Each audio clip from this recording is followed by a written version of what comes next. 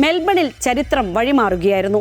Tennis ലോകം വാണിരുന്ന Novak ജോക്കോവിച്ചിനെ അട്ടിമറിച്ച് 22-കാരൻ Carlos Alcaraz തന്റെ ആദ്യ ഓസ്ട്രേലിയൻ ഓപ്പൺ കിരീടം സ്വന്തമാക്കി.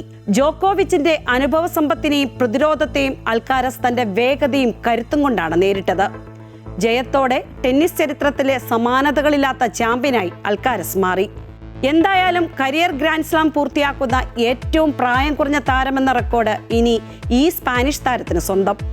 87 വർഷമായി അമേരിക്കയുടെ ഇതിഹാസ താരം ഡോൺ ബഡ്ജ് കാത്തുസൂക്ഷിച്ച റെക്കോർഡാണ് അൽക്കാരസ് തകർത്തത്. 7ാം ഗ്രാൻഡ് സ്ലാം കിരീടമായിരുന്നു ഇത്. 2022-ലാണ് അൽക്കാരസ് ആദ്യ ഗ്രാൻഡ് സ്ലാം കിരീടം നേടിയത്. US ഓപ്പണിലായിരുന്നു ആ നേട്ടം. 2025-ലും US ഓപ്പൺ കിരീടം അൽക്കാരസ് സ്വന്തമാക്കി. 2023-ലും 2024-ലും വിംബിൾഡൺ ജേതാവായിരുന്നു.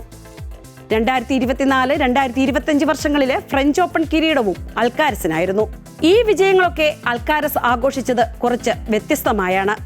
ശരീരത്തിൽ പച്ചകുത്തിയായിരുന്നു ആഘോഷങ്ങൾ. വിജയദിനം എന്നും ഓർമ്മയിൽ സൂക്ഷിക്കാനാണിത്. 2022-ൽ ആദ്യമായി ഗ്രാൻഡ് സ്ലാം കിരീടം ഉയർത്തിയപ്പോൾ ഫൈനൽ മത്സരത്തിന്റെ തീയതിയാണ് പച്ചകുത്തിയത്. പിന്നീട് വിംബിൾഡൺ വിജയിച്ചപ്പോൾ സ്ട്രോബെറിയും, ഫ്രഞ്ച് ഓപ്പൺ ജയിച്ചപ്പോൾ ഈഫൽ ടവറും പച്ചകുത്തി. US ഓപ്പൺ കിരീടം നേടിയപ്പോൾ സ്റ്റാച്യു ഓഫ് ലിബർട്ടിയും ബ്രൂക്ലിൻ പാലവും അൽക്കാരസ് പച്ചകുത്തി. തന്റെ കരിയറിലെ പ്രധാന നാഴികക്കല്ലുകൾ അടയാളപ്പെടുത്താൻ പച്ചകുത്തുന്ന അൽക്കാരസ് ഇത്തവണയും അതിന് മാറ്റം വരുത്തിയില്ല. ഓസ്ട്രേലിയക്കാരുടെ പ്രിയപ്പെട്ട കങ്കാരുവിന്റെ ചിത്രമാണ് താരം പച്ചകുത്തുന്നത്.